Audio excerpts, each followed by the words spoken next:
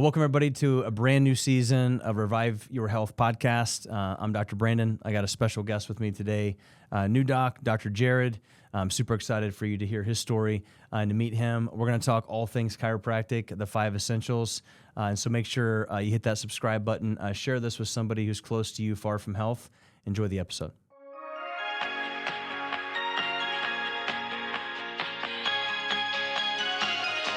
All right, so welcome. Thank you so much for joining us on the podcast. Super excited about this, Dr. Jared. Obviously, it's been a blessing to have you at the office. And today, really, what I want to do is just kind of hear your story, hear why chiropractic tugged on your heart. Not everybody just wakes up one day and is like, "Hey, let's be a chiropractor." I always joke around that you either have to have like a really crazy transformational story.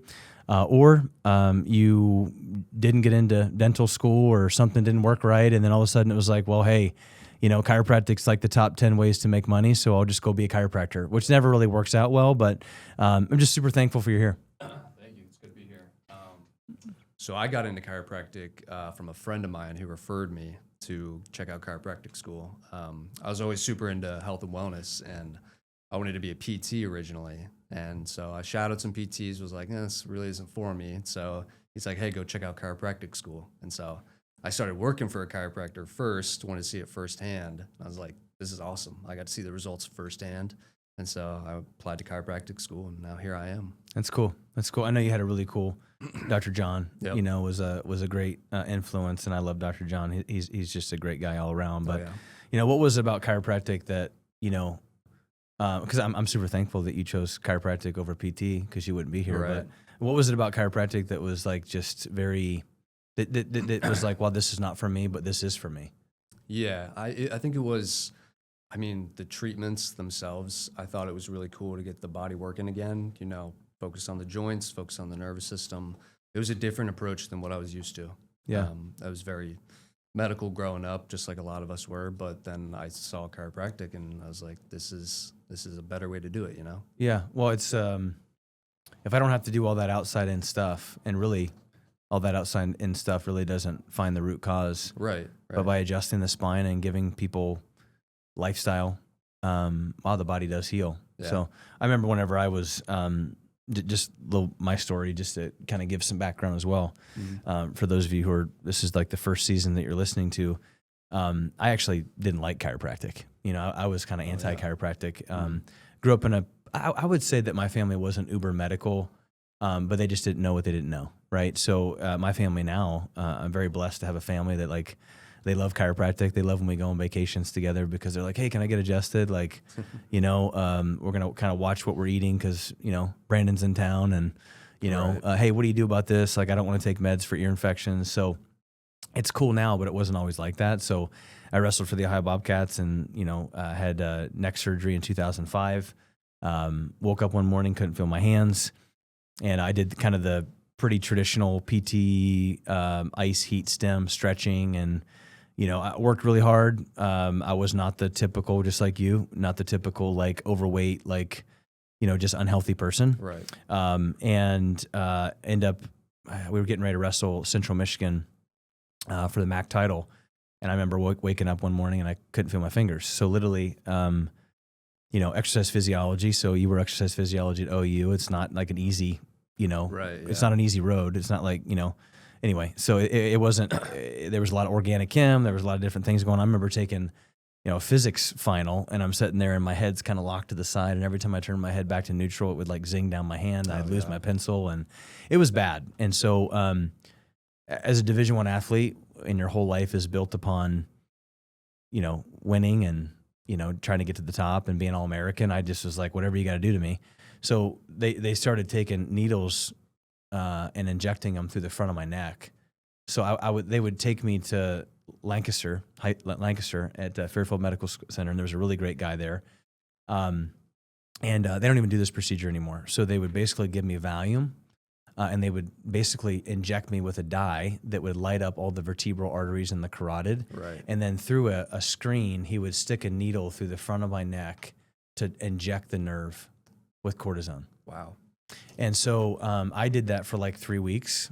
And I just remember, happened to you go there at like 4:00, you have to drive back and then study for an organic chem or a physics final. Yeah. It was a pretty miserable time of my life. Ended up having neck surgery, and I felt good at the time, and then ended up having issues, headaches, and addicted to Oxycontin, and it was just a rough time of my life because everything that I knew at that point that I was going to be, it was kind of taken away. And long story short, I found a chiropractor, and he goes, "Hey, you should come to my office and let me start adjusting you." I'm like, "I don't know, man. Like this is weird. Like this is like just adjust me and like I'm gonna feel better." And he goes, "Yeah, it's pretty simple." And I'm like, "Well, that can't be right. Like, is there some type of a weird scientific whatever concoction that you're gonna give me?" And come to find out, obviously, chiropractic is extremely scientific and research. But I got adjusted, and everything went away.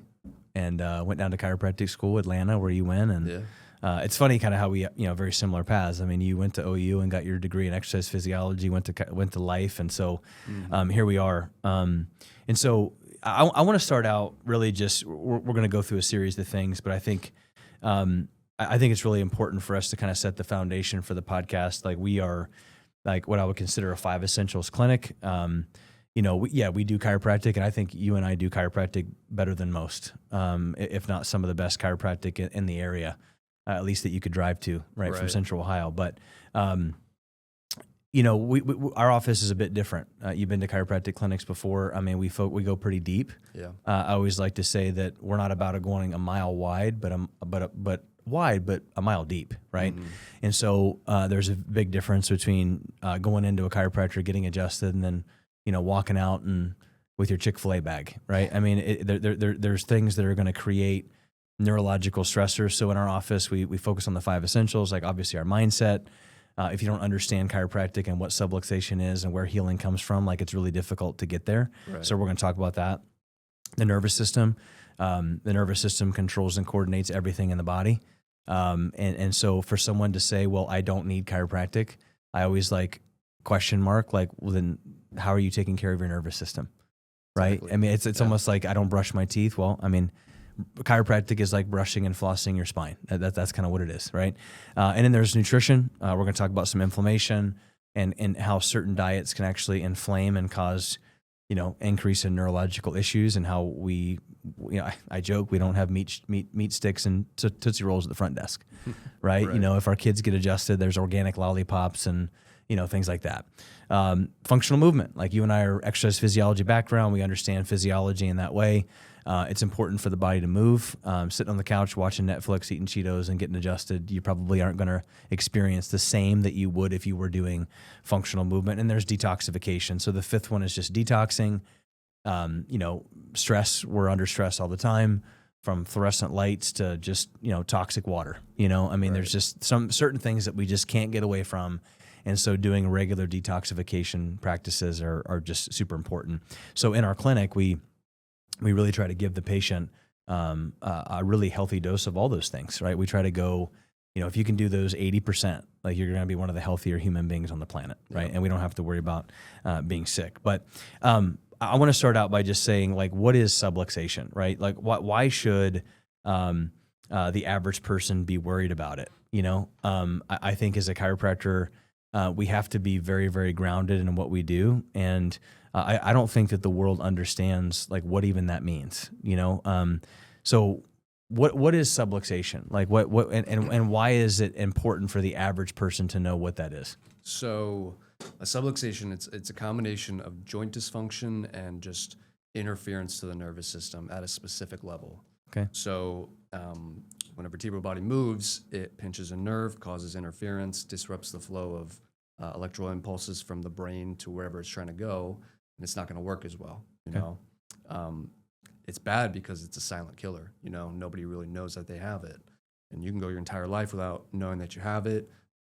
You may not have pain with it, and so you may not know that you need an adjustment, and so it's something to get checked for, and it's not a good thing. Yeah, well, I think subluxation. When you think of subluxation, or a joint becoming stuck, causes pain, right? Obviously, when you look at the research, the research is pretty clear.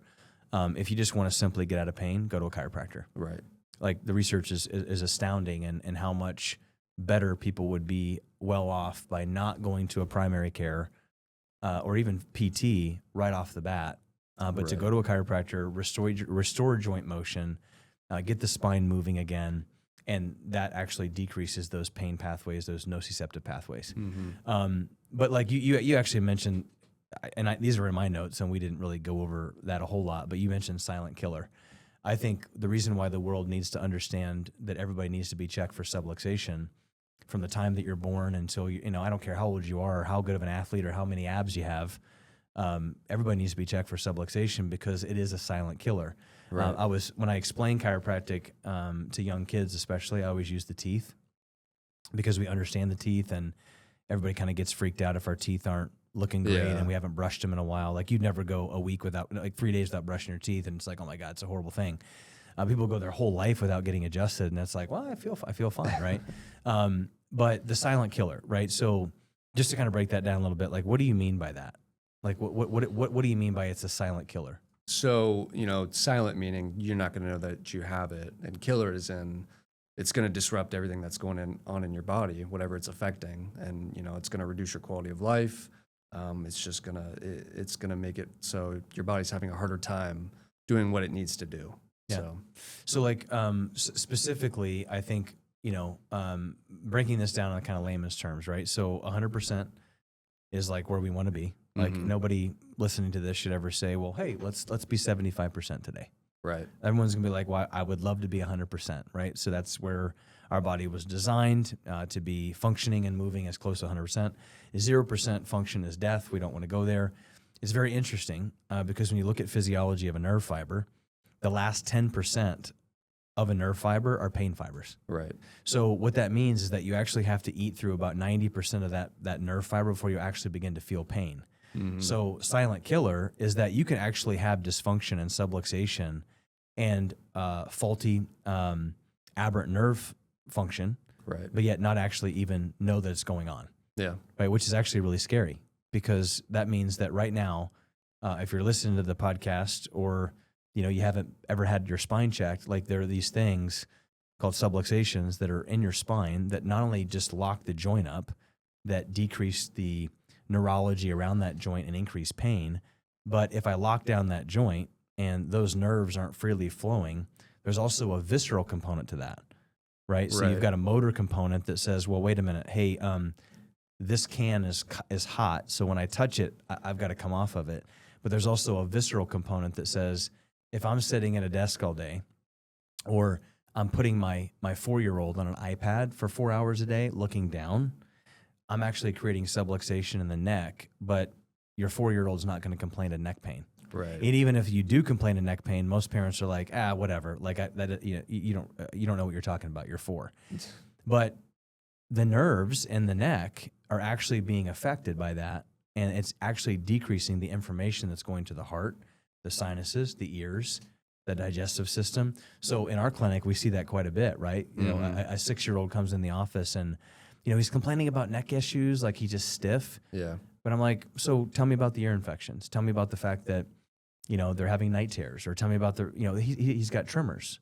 And we don't look at those types of things as connected. Right. We only look at chiropractic as like, hey, I got in a car accident and my neck hurts, so I'll go to a chiropractor because my insurance is going to pay for it. When really, chiropractic is about making sure the spine is moving on a regular basis all the time, not just to feel better, but to make sure that we're functioning optimally at 100%. Right. And to not have an x-ray or any kind of examination of your spine, you would know that. Yeah. Would you agree? Yeah. No, people, they don't know what they don't know. And so, sometimes they don't know what their spine looks like and they don't have an idea what's going on.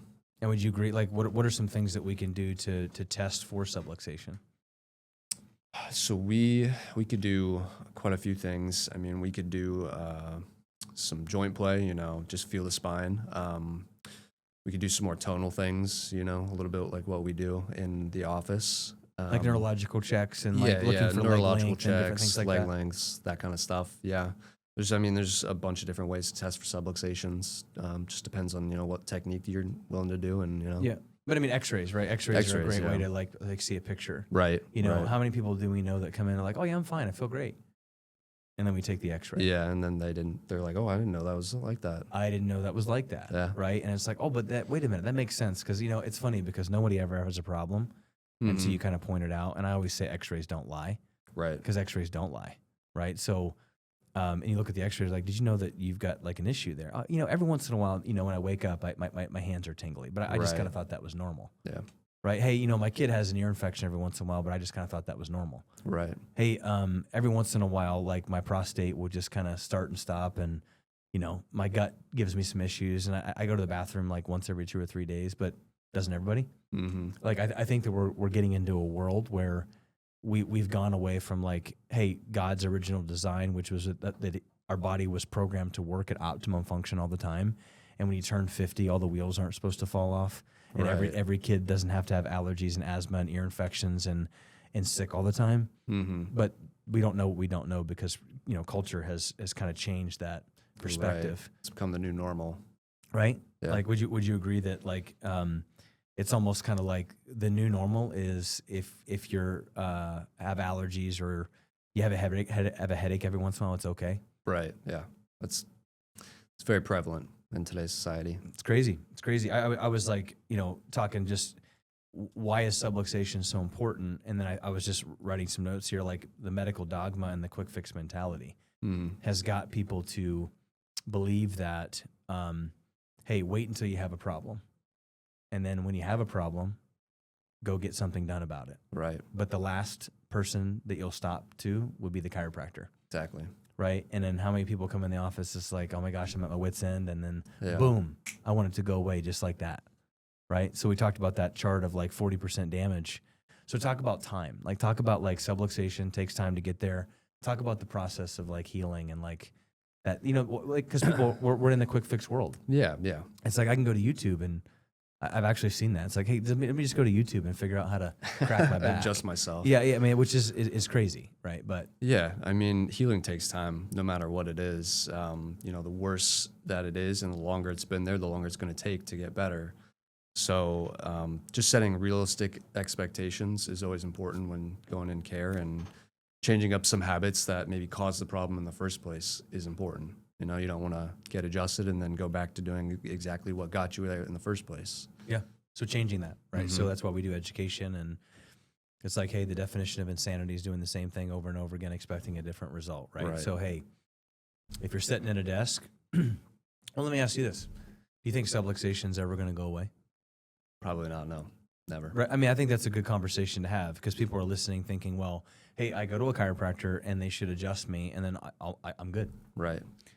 That's not the case. Mm-mm. And I would even have that argument with chiropractors. And I think our profession probably needs to get on the same page that the best chiropractic adjustment in the world done in today's world, probably at least 2 to 3 days later, they're going to be subluxated when they come back in. Right. Would you agree? Yeah, for sure. Why? I mean, if they go back to their old ways and they're doing the same thing, sitting at their desk job, sitting on the couch watching TV, eating bad foods, it's just going to come right back. And if they're not doing corrective exercises as well, then we're clearing subluxations, and then it's just not going to solve the problem. Give me an example of that, like clear subluxations, not doing corrective things, and then it goes back. Give me an example. So, okay, you can, adjust, your lower lumbars if you have pain down there, and then you walk out of the office, sit in your car, drive an hour to go on vacation, and then, your subluxation came back. You're not going to strengthen that area and, correct the curve, then there's no point in adjusting it. Yeah. Well, I mean, I would say there'd probably be a point in adjusting it, but it's not going to hold there very long. Right. So we could be coming to the quick fix medical system at Yeah. that point, right? And It's then like an they'll just- expensive Advil. They'll just keep coming back, and they're wondering why it's not working long term. Right. So in our clinic, we kind of call it that like mix, fix, and set, Mm-hmm. kind of concept where, you come in off the street and you've been sitting at a desk for 40 hours a week and 50, 60 hours a week. And then you go home and you sit on the couch and watch Netflix. And then I'm just like, well, we're going to skip core, we're just going to set on the machine and, text back and forth, and just not a whole lot of specificity when it comes to the Right. rehabilitation side of things. But talk about that mix, fix, and set process. Like I know when you came into our clinic, like that was very, like that made sense to you, Yeah. right? Because with your spine, it's just like having some of those type of structural stuff too. Talk about that process and why that's important for subluxations to hold as long as possible, so that way patients don't have to continue to feel like my back goes out. Right. Yeah. So the whole concept was new to me when I first started, but it made sense pretty quickly. It mix, fix, and set. It's like pouring concrete. You Yeah. know, you want to mix the concrete first, which warm up exercises before you get adjusted. You know, you want to warm up the spine, warm up the muscles, makes it a lot easier to be adjusted. And then the fix is the adjustment. We'll remove the subluxation, remove the interference, and then the set is corrective exercises after the adjustment, and it helps the adjustment hold, strengthens the muscles, you know, makes the adjustment last longer. So that's a better model than just getting adjusted and then being on your way. Yeah, it's good.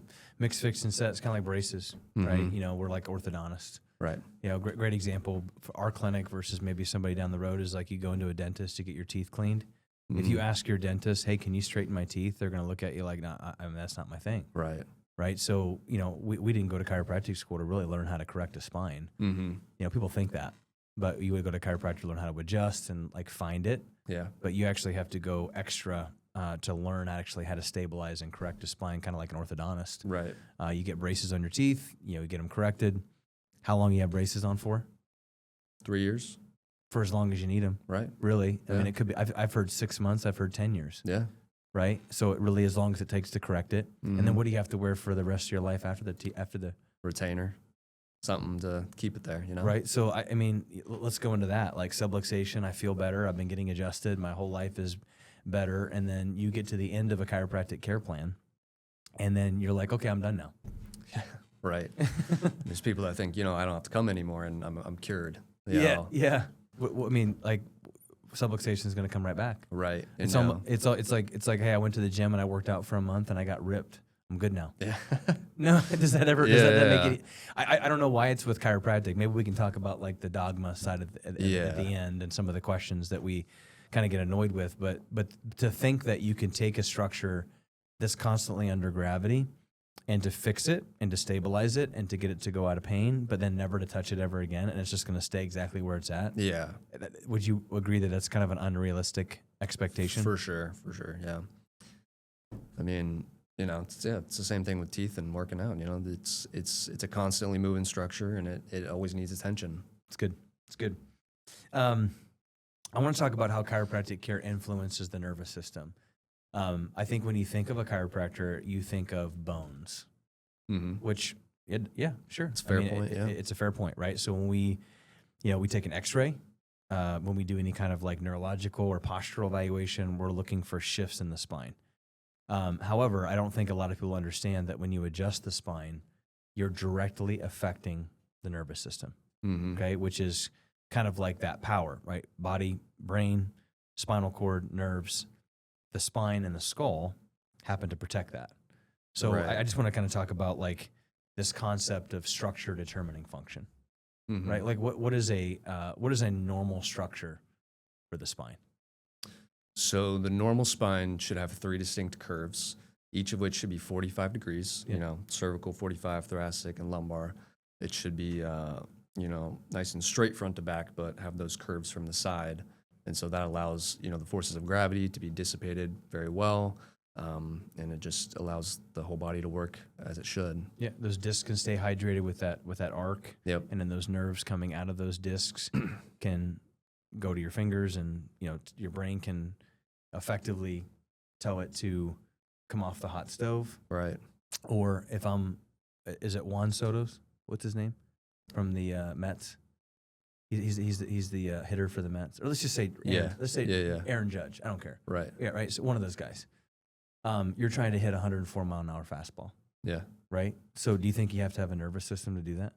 Absolutely. Be very helpful. So this is why some of those guys have chiropractors. Right. Why? Because why would somebody Aaron Judge that's jacked, right? He looks like he is a physical specimen. Mhm. Why would he and anybody like Tiger Woods or anybody else need a chiropractor?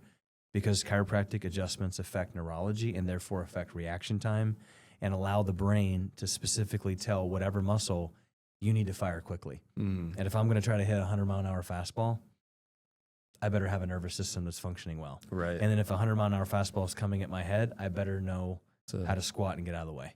right? So, Yeah, I you know, agree. structure determines function. And so the structure of the spine determines how the nervous system reacts and responds. But, you know, I think what's very interesting is that we have an ologist for every single organ in the body. And why medicine and chiropractic are very different is that we look at the body as a whole, right? Right. I kind of think of it like an orchestra, right? And then the brain is the conductor, Mm-hmm. and the brain is just basically just up there being like, okay, so you do this and you do that and you do this and you do that. And that makes total sense. And I don't think anybody listening would argue that that's kind of how the body works. Right. Your gallbladder does not work independently of something else. They're all connected. Mm-hmm. If you rip a gallbladder out or you rip a part of your digestive system out, there's going to be interference in that system. Medicine, however, we've got a pulmonologist, we've got a cardiologist, we've got a gastroenterologist, we've got an endocrinologist that all functions on one specific organ. Right. And so if that one specific organ is not working the way that it should, we give them medication to treat that organ. And we neglect the fact that the body is a unit and that maybe the reason why that organ is not working is because of something else in the body that's causing it. Yeah. Would you say that that's probably the biggest Yeah. just disconnect between chiropractic and medicine? Yeah, I feel like sometimes the organ not functioning can just be a symptom of something way bigger. And, you know, sometimes when they prescribe that medication, it can make other things, you know, not work. And it's an endless cycle, you know. That's why one Gotta- medication turns to 5, Mm-hmm.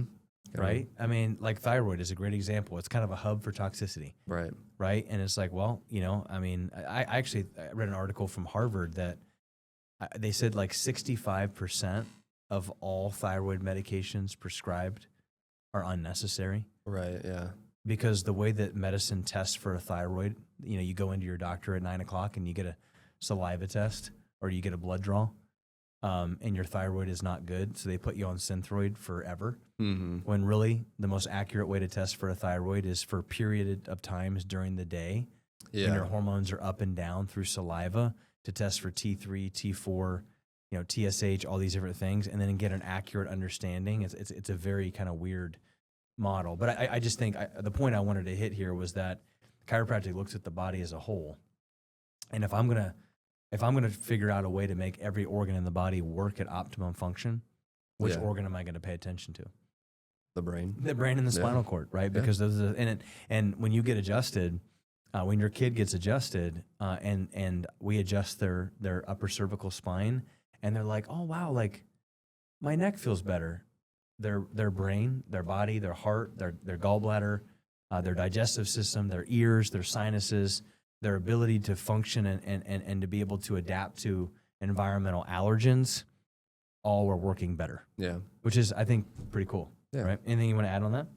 No, I think it's great to see it in real time. You know, kids changing when they're getting adjusted and feeling better. Well, I mean, we can talk about kids here later on, but I don't think there's any better population of individuals to focus on. Mm-hmm. And you know, if you're a parent out there and you're watching this and you're under chiropractic care, but you've never gotten your child checked for vertebral subluxation, I would ask you why.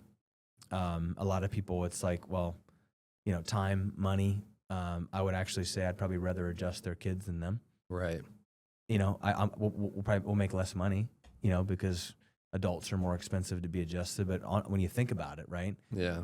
the most important population of individuals to adjust are kids. One, because they haven't been exposed to, you know, the amount of stress and things that adults have. Their Right. spines are cartilage, so the ability to be able to change neurology Mm-hmm. and to set them up. I mean, imagine if your mom and dad took you to a chiropractor when you were 5. I would be much healthier. I'd have a perfect spine. Well, I mean, but I wouldn't have had neck surgery, and I wouldn't have had 10 knee surgeries. I mean, or 6 knee surgeries. I mean, I wouldn't have had the things that I had.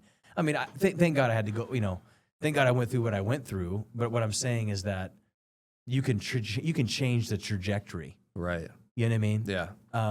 You know, I just was having a conversation with a lady today, and she's like, you know, my daughter has an inner ear disease.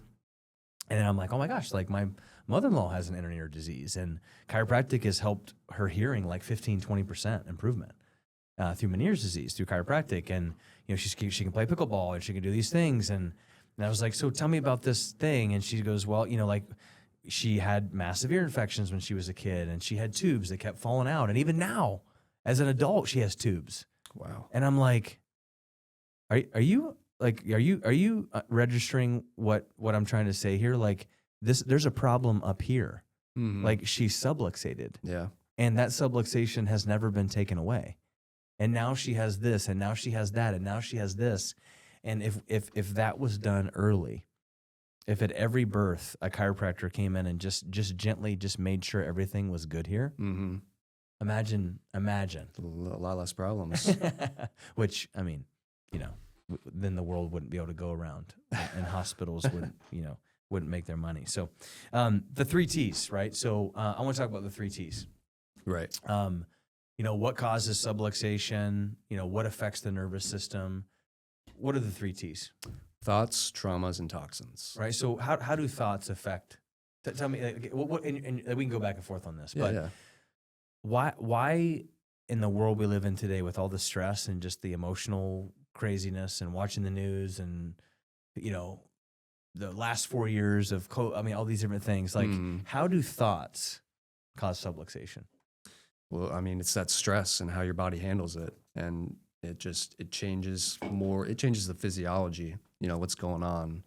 And, you know, you always hear the saying, you know, you carry stress at a certain location. And so those muscles, they pull on the spine, they change the biomechanics, and it changes a lot, you know? Well, example, right? Tiger gets loose in the room right now. Right. What's going to happen to everybody's blood pressure in this room? It's going to go up. What's going to happen to your sex drive? It's going to go down. It's going to go down. We're not talking about making love in that particular point in time. What's going to happen to your gut function and your ability to digest your food? It's going down. Right. What happens to your inflammatory kind of like epinephrine? Everything goes up. So what I'm saying here is that when fight or flight. Right. Yep. So when you're stressed, you're going fight or flight. Your head goes forward. You're ready to fight or you're ready to run. And so that's kind of where the world's at. Yeah. And so, you know, emotional stress, you know, chemical toxins. So we move into chemical toxins, like if you're eating a ton of sugar and bad fats and all these different things that can put you in fight or flight. It can cause systemic inflammation, gut health, and then traumas. Right? Yeah. I say there's 2 kinds of traumas. There's like a macro trauma. There's micro trauma. Yeah. So macro trauma meaning like I get hit by a car, or you know, you're playing baseball and a ball hits you in the side of the head or something. And then there's micro trauma, which is basically just, hey, we're bending over adjusting patients all day. Yeah, it's just the repetitive action of what you do on your daily basis. Right. I was having a conversation with a little boy. They just started, you know, care in the clinic the other day, and he goes, "I love to read. Could this have anything to do with why my neck looks like that?" And I'm like, "Yeah, well." And I asked him, I said, "Well, tell me how you read." And he goes, "Well, excuse me, I'm in my bed and I plop my pillow back behind my head and I read like this." Straight down. Yeah, so he reads straight down like this. So basically, he's taken the curve out of his neck. Yeah. And he goes, "I read like that every night." And so, which is great. Like, I mean, he's a reader, you know, which leaders are readers, which I think that's a good thing. But if I'm doing something even good on a regular basis, then I'm going to actually create micro trauma within that spine. Right. In video games, like, I mean, we talked about this, like you play video games. It's like, you know, I could sit there and play video games for 3 hours in fight or flight. Like, I'm not going to play Call of Duty. Just be like, oh yeah, let's be nice and chill and lay back and good posture. It's like, right. It's like you know, you're like in fight or flight. You're like, let's get away from this. Like, my kids are downstairs, like playing the old school James Bond 007. Oh yeah. Right. Like, I just, you know, well, they're not old enough to play Call of Duty right now, but like, it's like we play James Bond and they're, you know, shooting each other. They're boys, right? It's fun. But like my rule is that you've got to stand up when you play video games. Okay. So you're not allowed to sit down when you play video games. Yeah. And if I see you stand up when you're playing video game, you have 10 burpees. So if you play a video game for an hour and you sit down for any other reason besides if you have to go to the bathroom or whatever, you know, whatever, great. Yeah. Then you got 10 burpee penalty at the end. So if you sit down 3 times because I go out of the room because you think you're trying to pull a quick one on me, then you got 30 burpees at the end of your thing. So there's and my kids think workouts fun. Like burpees to them are just Right. like breakfast. Turns into a challenge. No, it's like I told my son the other day. We were on vacation last summer. Hendrix, you know him. He's like all gas, no break. And Yeah. he goes, "Hey, Dad, can I have more screen time?" And I'm like, "If you want more screen time, like you got to do 100 burpees, and you got to do it in under 5 minutes." And he goes, "Okay." So he did 100 burpees in 4 minutes and 36 seconds. Wow. And he just like looked at me and smiled and was like, "Can I have my screen time now?" I'm like, "Yeah." I was like, "Gosh, that was not punishment. Like that was like too easy for him." So anyway, be creative, in the things that you're doing repetitively. Because to be honest with you, and I think you and I can attest to this, that it's the repetitive micro traumas of the everyday that's way more destructive to the spine than a car accident would be, even though a car accident or falling off a dirt bike or whatever is big. Right. But we don't see that much anymore. We're seeing young kids 4 or 5 years old that have no curve in their spine. It's completely gone. Yeah. That have no curve in their low back. And to think that at 50, that person's going to have a great spine is not like, It's not realistic. spines don't just go back. Right. People think, well, it's like if I eat good and exercise and I read my Bible, my spine will go back. That's not going to happen. I mean, those are good things to do. I'm just saying that that's not going to make your spine go back to normal. So we got to do some things to get it there. Moving on. Let's talk about posture and just sedentary lifestyle. I mean, we were talking about just a little bit, but like chronic subluxation patterns. Like let's go through some research. You got some research on there? I did not bring any for that. Okay, let's talk about the research with like the nervous system and like focus and like immune function, stuff like that. Yeah. We talked a little bit about, lifestyle contributing to chronic subluxation patterns through video games and posture. And I think you guys understand that just anything that you're repetitively doing. So sitting, before we move on to that, sitting, go to a standing workstation most times. Right. Right? Move your desk to a standing position to where you can be working from here. I tell this to pastors all the time that are in the office. They're always, hunched over their computer, working on a message, and they're like, my back hurts. Well, we'll stand, right? Like, take the wobble cushion that you have in our clinic, put it there. Every 90 minutes, do some wobble to warm your low back up. Go do some air squats, and then come back in. Right. Actually, after 90 minutes, your brain basically has a really hard time making any like new neurological connections anyway. So if you just set an alarm on your watch and every 90 minutes you did 5-10 air squats and did a little bit of wobble in your wobble cushion, like your brain's going to be way smarter anyway. Yeah. Any other like big things on that you would say? No, I mean, it's just important to change posture every 10 minutes. So even if it's moving your legs or just getting up to walk around, but for someone that works like at a desk job 8 hours a day, I'd recommend for 5 minutes every hour, just get up, walk around, maybe do some burpees or something. But yes. Yeah, it's just important to always get up and not sit the full 8 hours. Yes. Be the example and do burpees at work. Yes. Love it. So let's talk about, I'm going to talk about just like, we talked about some research a little bit. We'll kind of go into some like lifestyle stuff about how nutrition and fitness and inflammation and things like can kind of control and why do we talk about that in the office, right? Like, why is it important for a chiropractor to say, hey, that might not be a good idea for you to live on Chick-fil-A? And here's why. Before we do that, though, I think, research-wise, what are some of the research that you found when it comes to just chiropractic and things that people may not think of, like focus, immune system function? I mean, if you were to never, ever, ever have neck pain ever again, if your back never hurt, but you were just like, wow, I just want to be a healthy, better functioning human being. Yeah. Like, I just want to, I want to make sure that this winter I have a bulletproof immune system. Like, I want to make sure that my body is set up to battle against any foreign invader there is. Like, what do you got? So I found a study.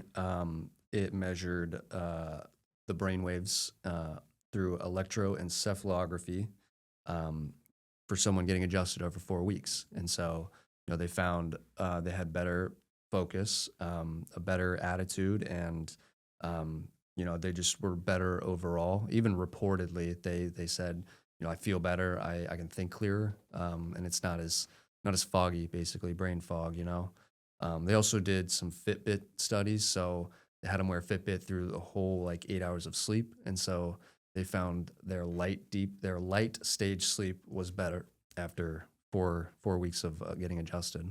So they're like, explain that, they're light what sleep? They're light stage sleep, so not deep REM sleep, kind of like the the in between phases, maybe just falling asleep and then just now waking up, the non deep sleep parts. Which is the hardest for people to get to. Right. Yeah. Yeah. Because anybody can get into deep sleep. Like, well, they can go there. They may not sleep well, right? But they're asleep. Right. But to get there, like the lights. Some people can't fall asleep. Yeah. And, they have trouble just, those first 15 minutes before you fall asleep. Oh, wow. And yeah. So individuals that were adjusted regular for 4 weeks were able to get to sleep quicker, and then able to experience that. Individuals that got adjusted, electroencephalography. Yeah. So it's ECG, right? So an ECG scan where they basically study the brain waves in the brain. They kind of hook you up to electrodes and then they adjust you. They actually found that they had a better sense of overall feeling of focus and better well-being. I it's funny. I find that a lot. Like if you were to just go into a chiropractic office, go into our office, and we were to take all the people, let's say 100 people, and we were to say, what are the 2 biggest things that you find that you love about chiropractic? I can guarantee you that probably 75% of them are gonna be like, I sleep better. Yeah, I hear that a lot. I sleep better. Now, and you'd be surprised how many people just don't sleep good. If all you did was go to a chiropractor because you wanted to sleep better, I could guarantee you that you would live longer. You know why? Because if you don't sleep good, you don't detox. Right. Bad sleep equals bad health. I mean, that's just the reality, right? Like if you can't sleep good, so if you're on the fence about chiropractic and you're like, well, I don't have any neck pain, but I sleep sucks, like go to a chiropractor. Right. Right. I mean, and then you just, and that was just chiropractic. Like that wasn't even nutrition and supplementation and exercise. Right. Like imagine if you have an individual that's 50 pounds overweight, they come in, they get adjusted and they sleep better. I'm a better mom. I'm a better dad. I'm a better employee. I'm not grouchy. I'm going to have more focus. I can record things better. Yeah. But then you say, well, hey, how about this? How about you skip breakfast, right? And just wait till about 11 o'clock and fast a little bit. And then your first meal, let's get a smoothie or some good protein and some eggs. And let's skip the hash browns at McDonald's. Now we got a whole different level of stuff. Now we lose 25 pounds. And then it's like, hey, oh, yes, now we're good. Now we're out of pain and we're getting adjusted and we sleep good. Let's start adding in exercise. I want you to get up and for 20, 30 minutes, I just want you to go for a walk. I want you to go just do 10 push-ups, 15 air squats, and whatever. I mean, you understand what I'm saying? Like a total lifestyle transformation can happen just by getting better sleep. Because how many people get crappy sleep and they wake up and they're like, my whole day's crap. Right. Their whole day's ruined and it's just. I got crappy sleep last night. Like my son is, Mac, he's kind of going through a little bit of a croupy kind of just coffee thing. And he's got the green gook and boogers coming out of his nose and he's not breathing very well. So he's in his crib and I'll get in there and I'll adjust him and kind of prop him up a little bit. And we got the, oils flowing and he needed mom. Yeah. And he's in bed between us and he's kicking and he's up and I didn't get very good sleep last night. Now, I got adjusted and, got a good breakfast, got a workout in this morning. It's like it happens.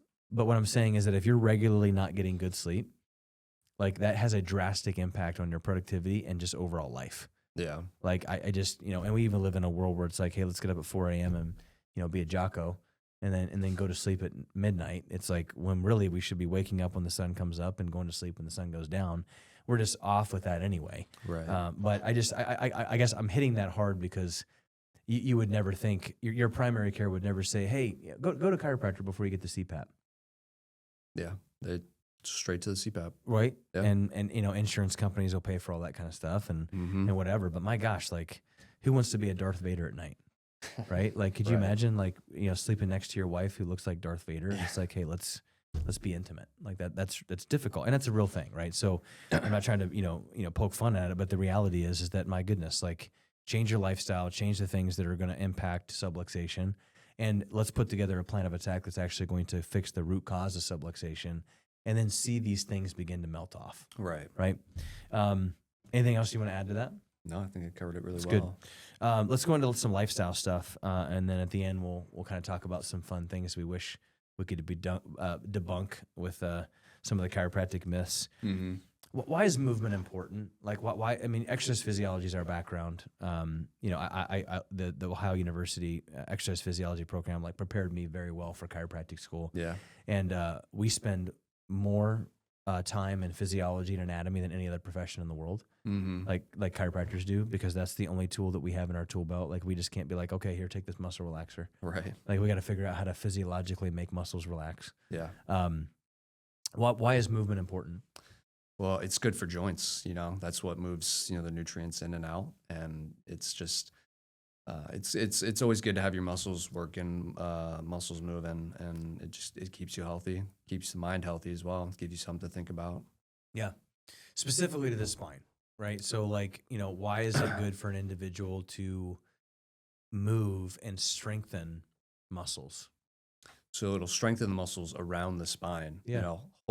It holds the spine in place. And if you're getting adjusted and doing both of those, then you'll be able to hold the spine in a better place where it Yeah. should be. Yeah.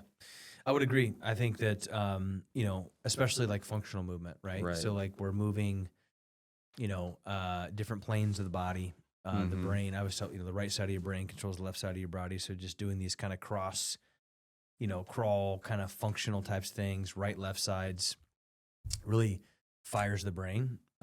It's called brain-derived neurotropic factor.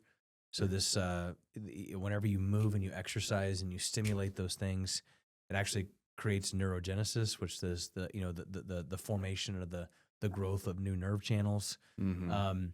An individual that is not physically active and is just like,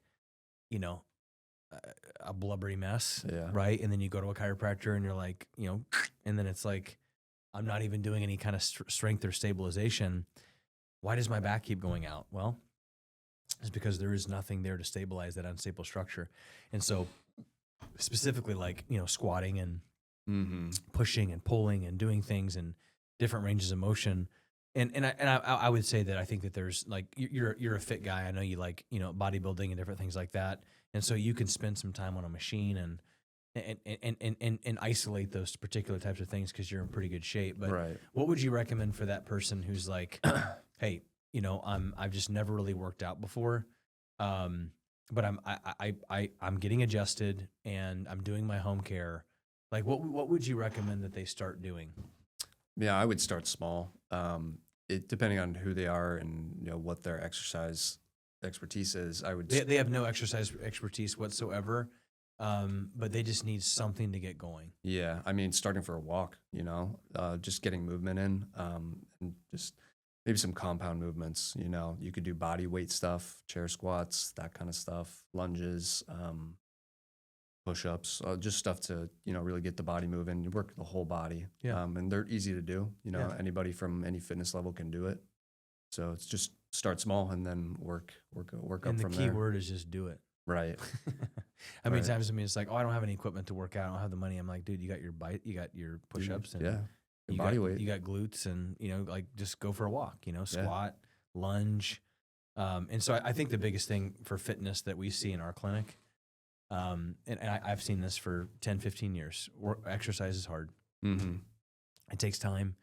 Sometimes you got to get out of the house and it's a little bit cooler than what you'd like, Yeah. or it's a little bit warmer than you'd like.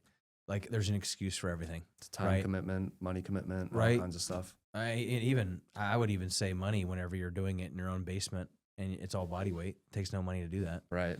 It just takes your time, Mhm. getting up. And so I would just say, and piggyback on that, right? Like, doing something is better than nothing. Going for a 30-minute walk in the morning before breakfast, fasted with a cup of coffee. And I would even say, 30 minutes or 20 minutes, you walk fast for 1 or 2 minutes, walk slow for another minute, get your heart rate up, get your heart rate down, Yeah. kind of, spike your metabolism a little bit. And as you get a foundation and you're used to getting up, then we can start to say, well, hey, let's do, some body weight exercises. Let's do, 5 rounds of, 15 to 20 air squats onto a chair, 15 to 20 like incline push-ups on your bar, Mhm. or on your coffee table. Yeah. And then let's get a band or something that you can tie to a door and just do some rows, or take some soup cans, or Yeah. take a a paint can and in your garage and hold onto the handle and row it like a kettlebell, something, right? And then you get a foundation, right? And then you start losing some weight. Your chiropractic's going really good. Your diet's in check. Like your adjustments are holding for a long period of time. And then maybe you can say, well, hey, I want to go to a gym and I want to expand. Right. Right. But it's just doing it and it's being consistent. Yeah. I think it's 21 days to form a habit, doing something. So form that habit and then, you go from there and it's a lot easier. It takes 21 days to form a habit. That's what I heard. 21 days of doing something every day repetitively.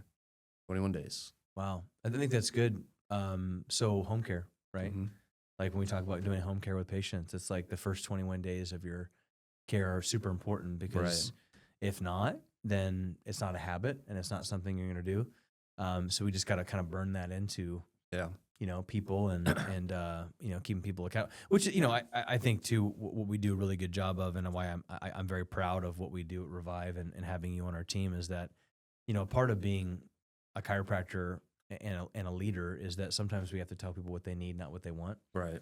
And a lot of people just want, hey, instant results. Like I just want my fat to melt off really quickly. And then I don't want to have to work out or do anything stable.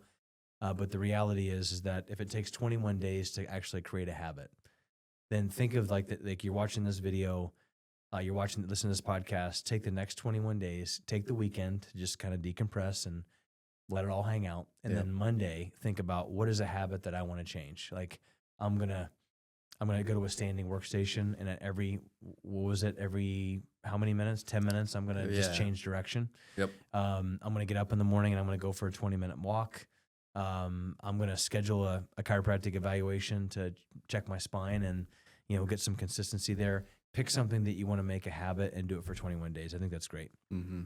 The other thing I want to just kind of talk about too is that the spine is kind of like a tensegrity model. You know what I'm talking about? Like a tensegrity model, meaning that it's not just a bunch of bones stacked up on top of each other, but you've got ligaments and you've got tendons and it has to bend and it's got to twist. So, when you think of it's not just like a Jenga set, like with a bunch of blocks that are just stacked on top. So, you got to think about whenever you exercise, you're exercising in different planes of motion.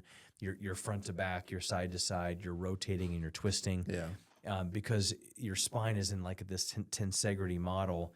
And really what the tensegrity model is, a structure that relies on balance of tension and compression forces. So you've got compression and you've got tension from the side. And so when you're exercising, it can't just be on the machine back and forth. It's got to be, picking things off the ground and putting them on a shelf and, getting off the commode and turning and, life is a tensegrity model. Yeah. Like you're not just like these single planar movements. And so think about that when you're exercising. And in our clinic, we do a lot of challenges. We do workshops all the time and stretching and mobility because that education is important for you to get there. I want to talk about inflammation and how diet ties into spinal dysfunction because I feel like this is something that nobody understands. I don't think people understand that chiropractic can help with ear infections and digestive system problems because we think about the spine and it not affecting that. So we've already handled that. Yeah. I want to talk about how the food that you're putting in your body, in your engine, can actually affect your spine. And so one thing I just want to start out by saying is that I think that there are three things that we have to think about when it comes to eating for just overall health in general, but has a massive impact on the spine and neurology. Number one is blood sugar. So someone's like, what diet should I have? Well, a diet that's going to keep your blood sugar in check. Right. Without, what's the drug? Ozempic? Yeah. That's not what I'm talking about. Oh. Yeah, don't do that. Insulin. No, Ozempic. That's what I'm saying. So, hey, because I know someone's going to listen to this and be like, oh, my blood sugar's under control. I'm on Ozempic. That's cheating. You're not allowed to do that. So, and that causes a ton of side effects and it's kind of crazy. So don't do that. I'm talking about real food. I'm talking about lifestyle that's going to keep blood sugar at a minimum. Mm-hmm. I know people that actually have, blood sugar monitors, right? So real easy to go get a blood sugar monitor, get it in your tricep, and on your phone, it can literally check, hey, after this meal, here's what my blood sugar's. If that's what you need, do what you got to do. And some people look at it as a computer game, right? It could be cool. Yeah. But any diet that's going to spike your blood sugar is not a good diet. So There are supplements out there. There are things that you're just not even thinking of with additives that will spike it. So whole food, clean fruits and vegetables, mostly, nuts and seeds, quality meat, high protein, things like that. Yeah. And then gut health, right? So gut health would be something that I would tell you that if your gut is unhealthy, it's going to create massive amounts of systemic inflammation. And then those things lead to the third thing, which is what I would call AGEs, which are accelerated glycolytic end products. And this is what actually lays down scar tissue in your joints, your shoulders. Oh, yeah. So whenever you actually have massive amounts of inflammation, your body and blood sugar, your body actually produces these accelerated glycolytic end products, which are proteins. And these proteins actually attack the joints of your spine, your shoulders, your hips, and your ankles. This is why, Dr. Jared, that the 50-year-old comes into our clinic and they're like, I didn't know that I had my joints in my knee. Why are the joints in my knees disintegrated? I didn't play sports. I didn't do this. They're not overweight, but they have no cartilage left. Right. A lot of it could be they haven't had motion through chiropractic because you're not getting good proprioception in that joint. But another part of it is because they live in an inflammatory, toxic diet, and so these AGEs just basically munch away at all the tissue and the joint, and then you become bone on bone. So, like anything you want to add to that? Yeah, I mean, chronic inflammation, it's not something that people think can really affect, their spine and what goes on in the rest of their body, but, it damages healthy tissues. And so the spinal cord itself, the ligaments that surround it, tendons, all that stuff, it all gets damaged when you have a lot of inflammation. And so it also affects your body's ability to heal. And so highly inflamed person, they can't come back from an injury as well. And they try and get adjusted, and it's just, the adjustment's not holding. And so calming down that inflammation, I think, would be another step, another thing that we, recommend to patients, in addition to the corrective exercises and stuff. Yeah. Let me ask you this, and this is probably going to rock people's world when it comes to this. Like, is inflammation good?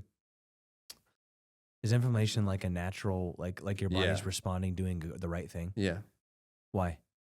Well, it's trying to heal an injury. You know, it's a natural response in the body, right? And it's something that you need. Yeah, talk about that. Like, that people are like, well, that's bad. Like, right? Like I'm all swollen. Like my rheumatologist said that if I don't get in this injection, then like what is inflammation? Like inflammation is a warning sign that there's something really big going on in the body. Yeah, so there's an injury there. Think of like, you sprain your ankles, there's going to be inflammation, there's going to be swelling, but that's necessary. Yeah. It's part of the healing process. It's, I think, the first step in the healing process. Yeah. Eventually that inflammation goes away, swelling goes away, and the joints, it's healed. But what happens whenever you don't find the root cause of the inflammation? It will stay there. If you're not fixing that, and it's just going to get worse. And right. And will a cortisone shot fix inflammation? No. It'll actually block the healing that you want. It'll hinder that. So, it might make you feel better, right? But it's not going to actually fix the root cause as to why it is that those inflammatory proteins and byproducts are happening.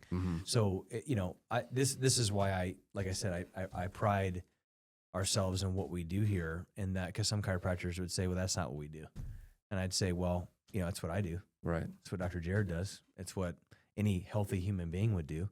So my goodness, right? Like, why wouldn't we teach somebody about an anti-inflammatory diet? And, why wouldn't we do, shopping tours and classes to help people optimize function? Because I just had a mom come in today to the office, and she's been with us for a long time, and she's actually, a very healthy individual. She's got chickens, and, they get their own eggs and everything. And her son wants to put on weight at football. Yeah. And she goes, he wants to put on weight, but everybody keeps saying, just eat whatever you want. Just eat as much as you want and just gain weight. Yeah. And he's been a chiropractic patient for since he's been a kid. And he goes, I don't think that seems right, Dr. B.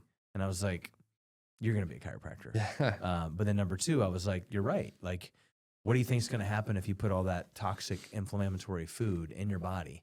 You're going to gain weight, but you're also going to get massive amounts of acne. Right. Right. And then you're going to get massively inflamed joints, and things are going to go bad. And so the point said is that I basically said, hey, here are some things that you can do to do that. And this is a family that actually grows their own vegetables, grows their own food, but they needed guidance. Right. And if they don't get that guidance from us, then they're probably going to go to a registered dietitian that's going to teach the food guide pyramid. Right. And what's on the bottom of the food guide pyramid? Brains. Inflammation. Right. Same thing. Inflammation. So we got to make sure that our bodies are healthy. We're going to, talk about gut a little bit. I think, gut's really important. I think 70 to 80% of individuals have gut issues they don't know they have. So when you think of a leaky gut or a toxic gut, you think of swelling, so systemic inflammation. You think of acne or skin issues, totally gut. When you think of anger, dopamine, serotonin, anxiety, depression, different things like that, constipation, all those types of things are a gut-related process. But what happens is that you've got a lining called your microbiome. And so you've got like these microvilli that kind of sit here and, and basically take all the food and everything you're putting into it, and it breaks it down, and it should just take it away. Right. If you have a toxic gut, then what happens is that you have these like gap junctions, which means that you have these holes in the lining of your gut. And this is happening, but there's still holes there. So those big, massive protein molecules like gluten and dairy and things that are not good, or hey, maybe you get like a foreign invader, like a bacterial virus. What it'll do is it'll go through that lining, and it'll go right into your bloodstream and cross the blood-brain barrier and go right into systemic inflammation. So when that happens and you have a bad gut and you keep eating all of these like processed milk and processed grains and whatever, and it's not being digested, so it crosses the blood-brain barrier and creates systemic inflammation. This is why people that are just like I got rashes all over my body, or I'm swollen all the time. So we've actually got to begin to heal the gut, right, at the gut level. And this is a big reason why we also add, some supplementation into our protocols. So it's like, well, why do you do supplementation? Well, probiotics from Walmart, it's not really going to do a whole lot. So things like probiotics, omega-3 fatty acids for the inflammation, vitamin D3, just very, very important for an individual to be on, especially in that aggressive kind of 8-week phase of correction. Right. Speeds up healing. It speeds up healing and allows the body to kind of be less inflamed. So that way your chiropractic process can speed up a little quicker. Your pain can go down, and it's better than ibuprofen or getting a cortisone shot. Right. There is no side effects of taking omega-3 fish oil. Right. I mean, and someone, that would argue and say, well, it's not FDA approved. Well, I mean, the FDA approved the Twinkie, right? So let's be real here, right? So omega-3 fatty acid fish oil from a wild-caught fish source, I think you're going to be okay. Yeah, right. So it might be okay. And I always tell people all the time that all my boys, they could take any of the supplements in our office, and they could chew the entire jug of protein, and I would never have to call poison control. But if I went to like GNC, or if I went to like, Max Effort or Muscle Farm or something like that, like I would be a little bit, I would be a little bit cautious of like the dyes and some of the things that are in these supplements that are not good. Right. So just the quality that we give there. Anything you want to add on nutrition before we kind of go into the really fun part of our conversation? We hit it real well. All right. I think it's good. If you have more questions and you're listening to the podcast, just if you're listening on YouTube, you can comment below, and then the next time we do this, we can answer any questions that you have. If you have, hey, I would love to learn about this topic, you can reach out to us. We'd love to get your feedback. A few things here that I just want to end the show on. It's pretty fun. What are a couple myths about chiropractic that you wish people understood, and how if we could debunk those myths, like how would it change someone's life, right? Yeah. So I'll let you ask one to me, and I'll ask one to you. How about that? You want me to share one? Yeah, share one. Yeah, you share one. So the biggest one I thought of was chiropractic care is expensive, and so that's very okay. It's very relative. We get that all the time. This is very expensive. I can't afford this. Everybody says that. Yeah. Okay, And so debunk me. Well, I want you to understand, the amount of money you're spending to get out of pain and to correct your spine will save you money in the future. And Okay. so imagine if you didn't go through with care and you just went about your life. And Yeah. so 40 years in the future, you have to get back surgery. Yeah. And so how much more expensive is that than a care plan, Well, insurance will pay for a large part of it, but it's not going to pay for all of it. Right. So the back surgery, what you would pay out of pocket would cost about what it would cost for you to get chiropractic, but that's not the point. Right. You now have back surgery, Right. and you have a rod in your spine. And so that's going to lead to further problems and make it more expensive than if you would just take care of the problem up front. Absolutely. So sometimes I think when you think of this chiropractic expensive, it's not expensive. It's just out of pocket most of the time. And so people are used to just paying everything through their insurance. And we talk about this all the time, medical necessity. Do you know what the definition of medical necessity is according to Medicare? I don't. Any treatment plan that seeks to promote health, prevent disease, prolong, or enhance the quality of your life is deemed not medical necessity. That's wild. So basically what that means is that, hey, I'm going to get you out of pain. We just talked about this in the beginning of the show. Just because you're out of pain, is that going to restore function? Nope. No. So you're taking your entire life, you go to a chiropractor or you go somewhere who does the whole 12 visits insurance thing. You go there and you're out of pain. And then you stop going, and then the next 2 or 3 years, you're back in there, and you keep playing that game. You think you're saving money until all of a sudden your back goes out. You're crawling along the kitchen floor because you can't get up, and then you miss your kids' baseball games, and then you're the dad that can't play football with his son outside. You get the back surgery, and oh yeah, by the way, hey dad, can we go play football on vacation? No, dad's got the back brace. He can't move anymore. Right. This is where it becomes expensive. Not just expensive financially, but expensive because life is...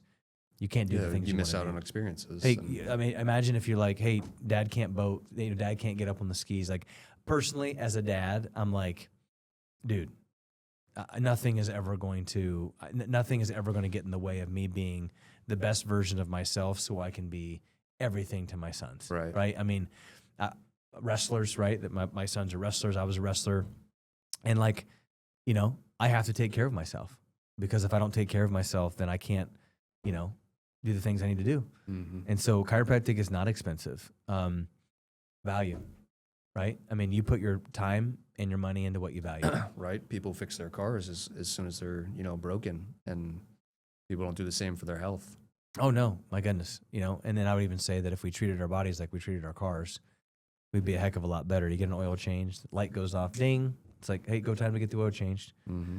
Ding is a headache. Ding is back pain. Ding is neck pain. Ding is I can't feel my fingers. Ding is depression, anxiety. Oh, what do we do for that? We put a piece of duct tape over the oil light and we ignore it. And so that's expensive. Right. Okay. So for me, chiros are not real docs. I'm not into alternative medicine. So here's my thing. First off, what is the alternative? Like medicine, our traditional medical system is not a healthcare system. So I'm not an alternative to anything. Not me personally. I'm just saying that health, chiropractic, teaching somebody how to eat, live, sleep, exercise, and taking care of the one system in the body, that's not an alternative to anything. Right. Right? So that's point number one. You're never going to get me to believe that giving somebody medication, giving somebody Ozempic because they're really overweight, because they don't want to work out and they don't want to change their lifestyle, and then giving them a drug that's going to cause cancer is healthcare. You're never going to be able to tell me that giving a little kid tubes before taking them to a chiropractor to get their ear infections to go away, which it very, very common, is alternative. No, the alternative is you should go to emergency medicine when it's the last case scenario. Mm-hmm.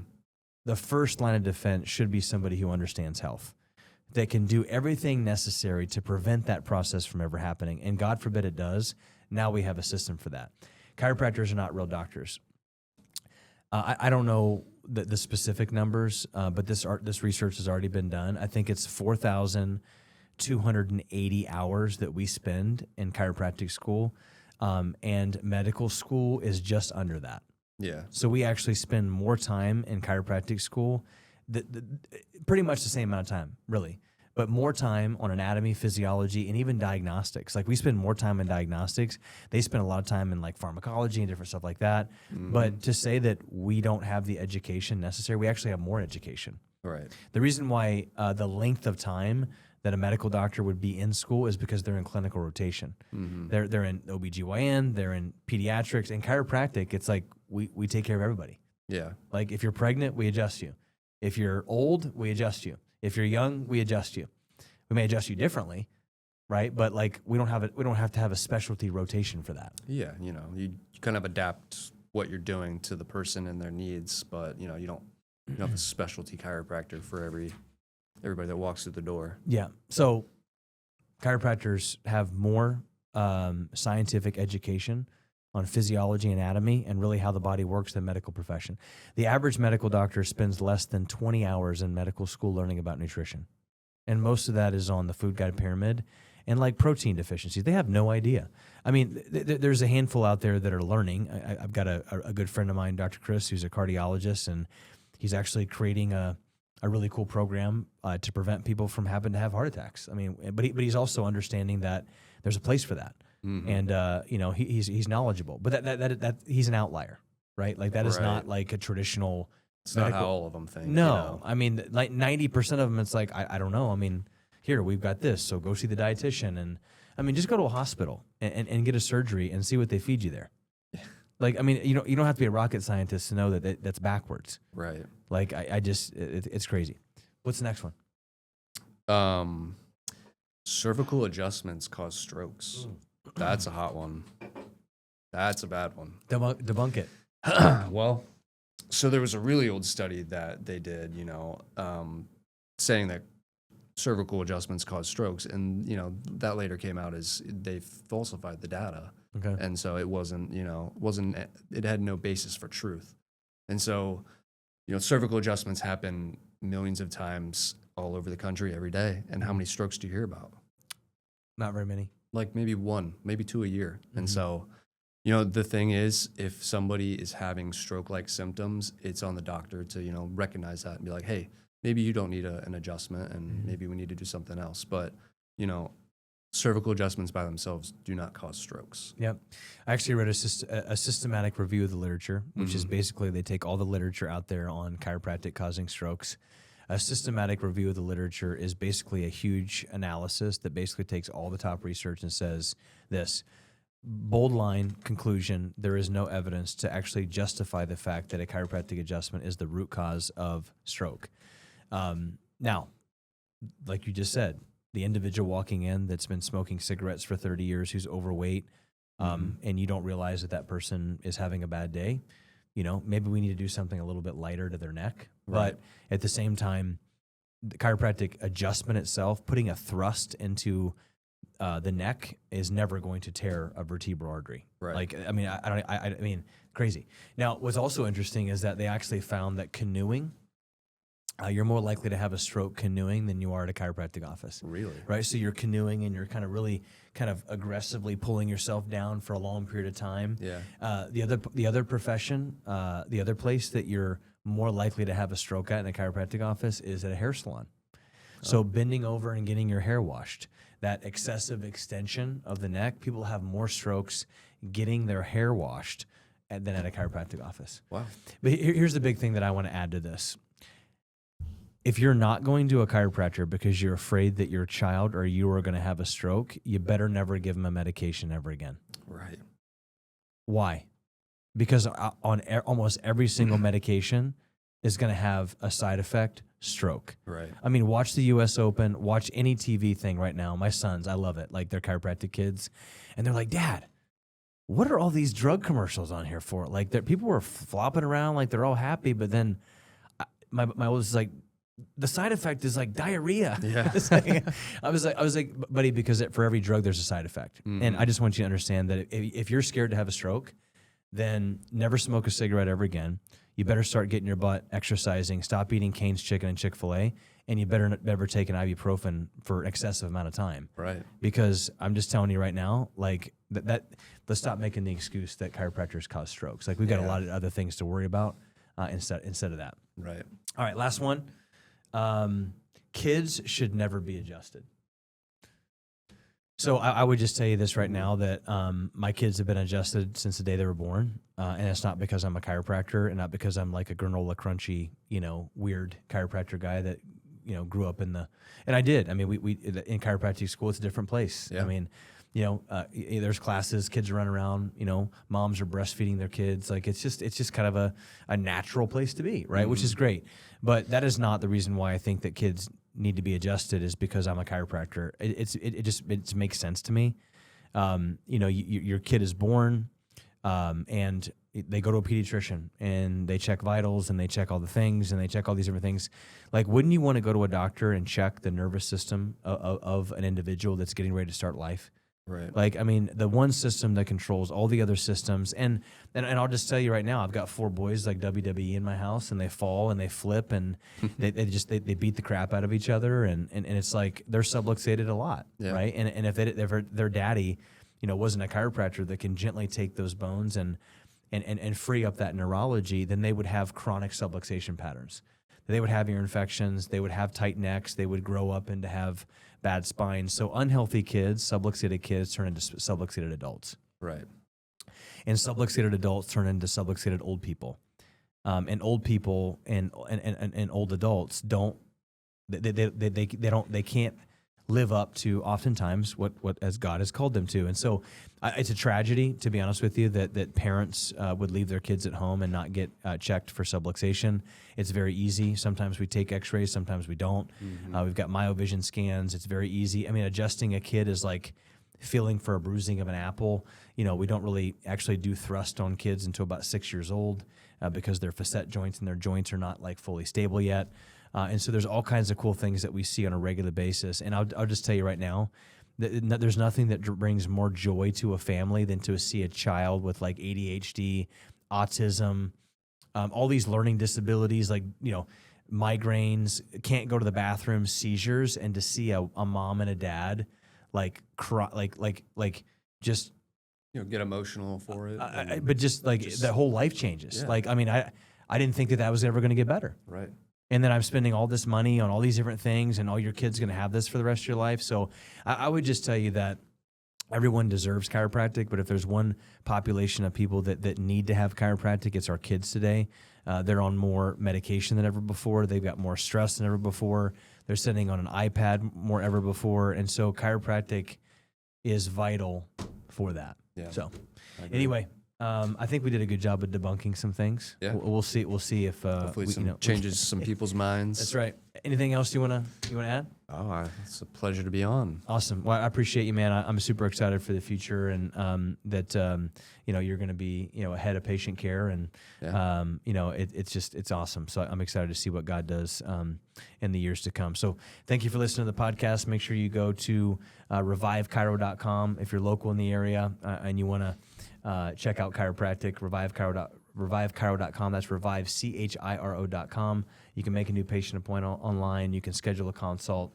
Until next time, we pray you have a healthy, happy, blessed day. See you.